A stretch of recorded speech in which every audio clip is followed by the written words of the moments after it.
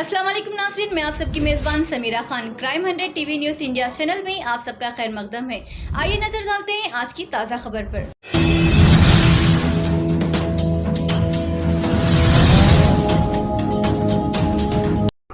Mohammad Raziuddin dynamic social activist व advocate district president Nalgonda और party के दीगर मेंबरान ने जो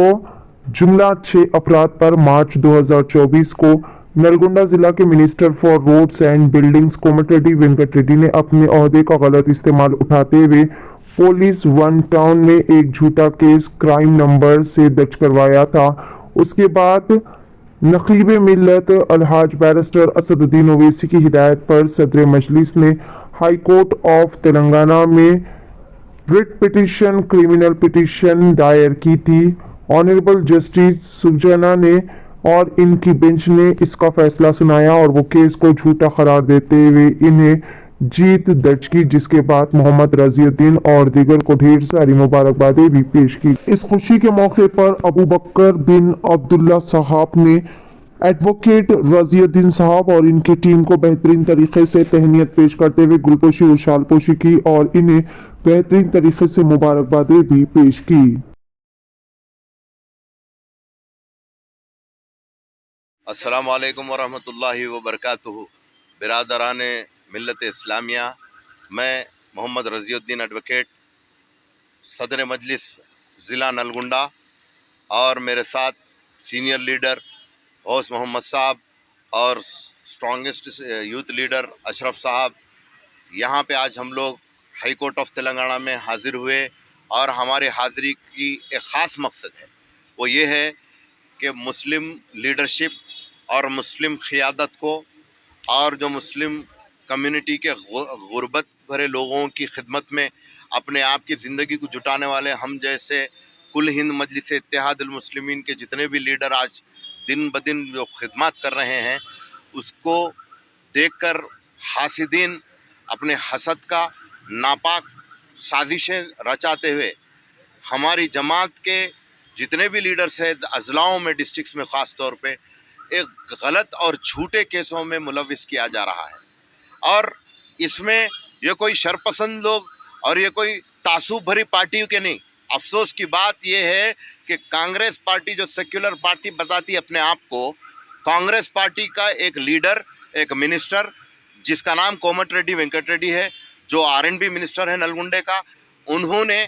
भरे रमज़ान में तमाम रोज़ेदारों पे एक झूठा केस बुक करे अपने झूठे बयानात पे और पुलिस को अपने हाथ में रखकर अपने ओहदे का गलत फ़ायदा उठाकर अपने तमाम यानी कि दौलत ताकत का इस्तेमाल कर कर ये नॉन बेलेबल के सेक्शंस का केस लगा के हम तमाम मजलिस इत्तेहादुल मुस्लिमीन के कारकुनों को, लीडर्स को, कौम के खिदमत गुजारों को जेल को पहुंचाने के लिए बहुत सारी साजिशें रचाई, हमको परेशान करने की कोशिश की। लेकिन अल्हम्दुलिल्लाह हमारे सरपरस्त वो ताकत है नकीब मिल्लत बैरिस्टर असदुद्दीन ओवैसी साहब, सदर नेशनल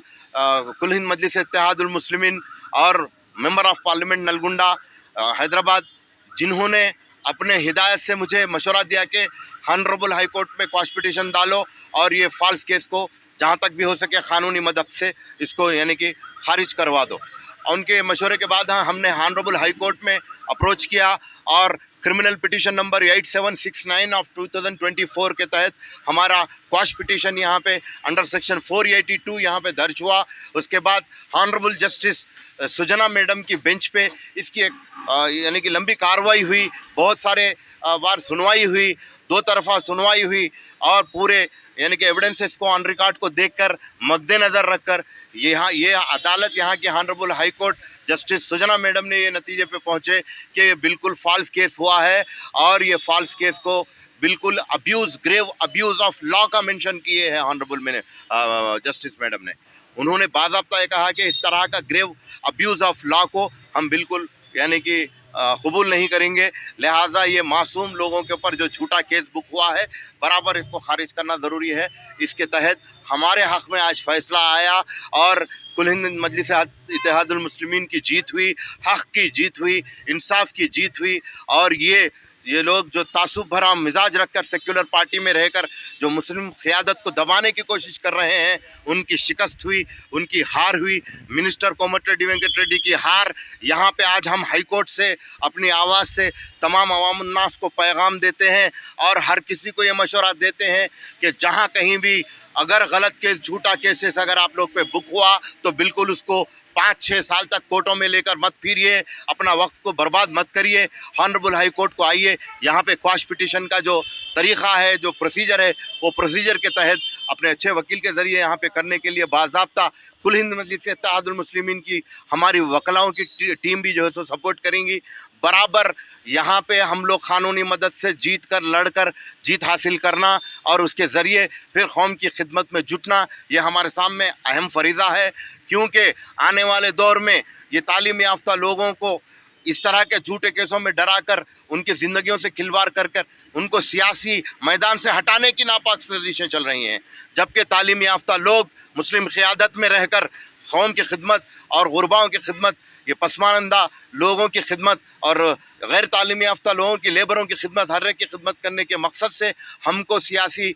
मैदान में रहना है और बल्दियाई इलेक्शंस में भी लड़ना है और बल्दियाई इलेक्शंस में भी बहुत सारे लोगों को जिताना है। क्योंकि ये जो लीडर्स है, ये जो पार्टीज़ है, इनसे कोई उम्मीद नहीं है, ये सिर्फ इस्तेमाल वोट बैंक करते हैं और फिर लात मार देते हैं। लेकिन कुल हिंद मजलिस इत्तेहादुल मुस्लिमीन एक वाहिद क़यादत बैरिस्टर असदुद्दीन अवैसी साहब की यानी कि सदारत में और हबीब मिल्लत जनाब अकबरुद्दीन अवैसी साहब फ्लोर लीडर की